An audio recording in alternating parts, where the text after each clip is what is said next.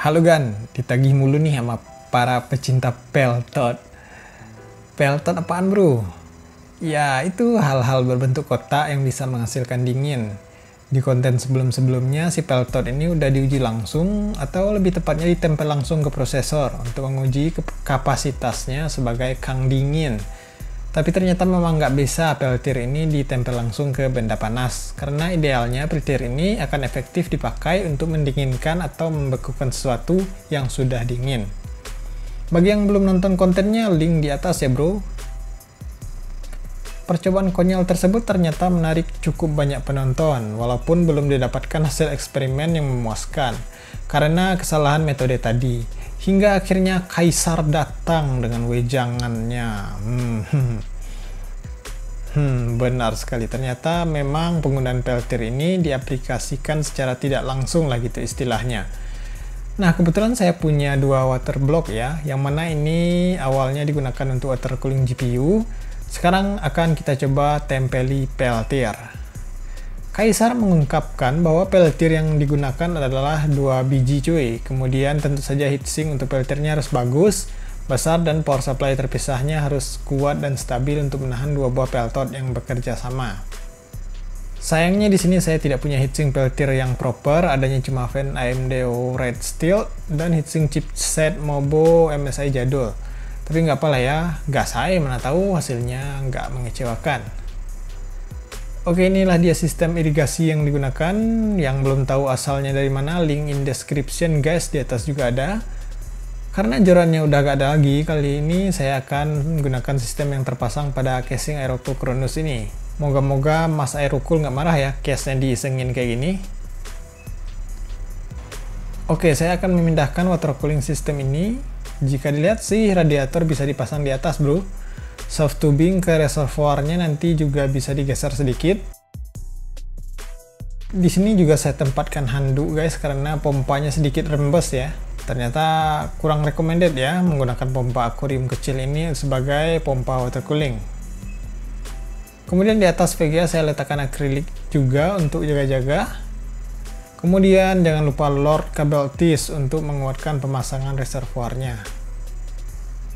Saatnya memasang blok. Bracketnya masih punyanya ALS-A TBF100 guys.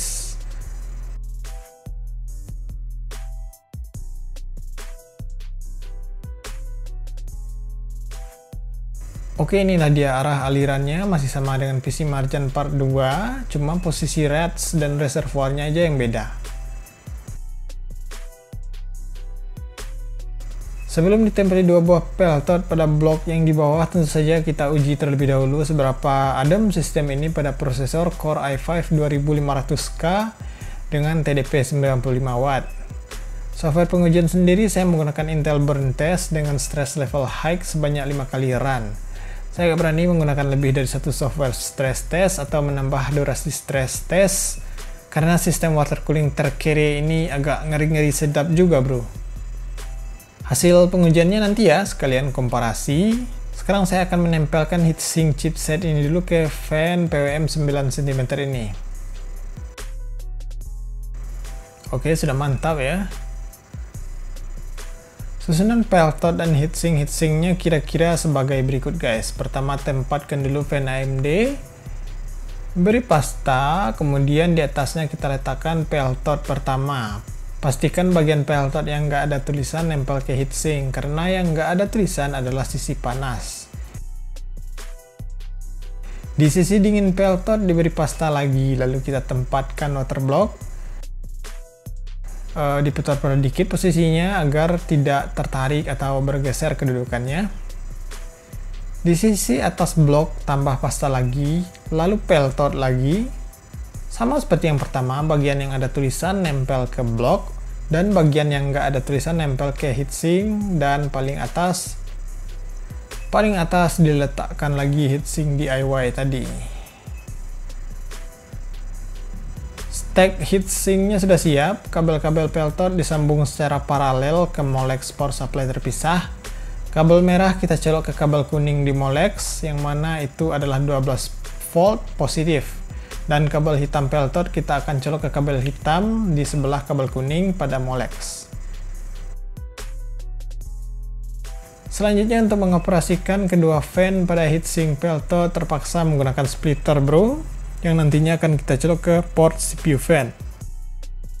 Oke guys, inilah dia stack burger Peltotnya, luar biasa. Oke, fan heatsink peltirnya udah ikut menyala ya, dan sekarang saatnya menyalakan peltirnya. Pastikan power supply terpisah sudah ready ya. Lalu apakah hasilnya juga mantap? Ternyata luar biasa guys. Perhatikan perbandingan berikut. Yang merah ini adalah hasil stress test menggunakan heatsink Deepcool Alta 9. Sedangkan yang putih ini adalah hasil stress test dengan water cooling Cariori Marjan sebelum diberi peltir. Suhu minimal atau suhu idle yang dulunya 41 turun ke 34 derajat Celcius. Dan yang lebih keren lagi tentu saja suhu saat stress. Topnya adalah 86 derajat Celcius turun drastis ke 62 derajat pada suhu ruangan 27 derajat Celcius. Nah, itu kan tanpa Peltot. Bagaimana performa water cooling Marjan featuring double Peltot?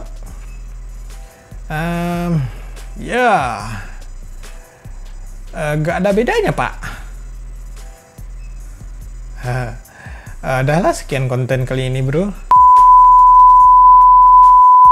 Kenapa demikian? Apakah peltir tidak dingin? Apakah heatsink terlalu kecil? Setelah diuji terpisah, ternyata memang benar heatsink berpengaruh dengan performa peltir.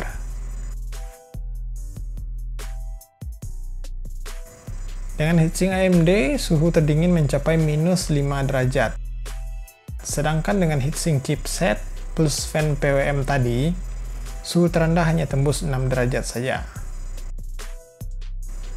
Jadi permasalahannya pada eksperimen ini adalah heatsink yang nggak proper, harusnya lebih besar lagi masing-masingnya. Karena semakin besar panas pada sisi panas peltir yang diserap, semakin dingin suhu yang dihasilkan pada sisi dingin. Kemudian power supply juga drop ya, harusnya bisa stabil di 12 volt agar peltir bisa bekerja optimal. Nah loh, minus 5 derajat dan 7 derajat kan udah dingin banget cuy, kok nggak ngaruh? Ya, aliran airnya bro, air radiator yang ngalir di blok yang dikasih peltir itu kan sekejap aja gitu, sekejap aja ngalir di tempat yang dingin gitu. Jadi ya nggak dingin banget jadinya, kecuali air tadi diam aja dan didinginkan lebih lama gitu. Nah, oleh karena air radiator yang hanya lewat sekejap tadi, hendaknya kedua peltir benar-benar dingin di performa pendinginan terbaiknya. Kalau nggak salah sih bisa sampai minus 20 derajat Celcius cuy. Itu baru ngaruh ke air radiatornya sehingga nanti juga berpengaruh ke performa pendinginan prosesor. Part 3 cuy, semoga-moga ada dana buat beli power supply yang stabil dan heatsink yang lebih besar ya. Karena masih belum ditemui ya potensi peltir pada pendinginan prosesor. Keep support guys, like and subscribe jika berkesan. Dislike jika tidak suka. Terima kasih banyak telah menonton. Seperti biasa, kritik dan saran saya terima dengan senang hati. Sampai jumpa di eksperimen selanjutnya.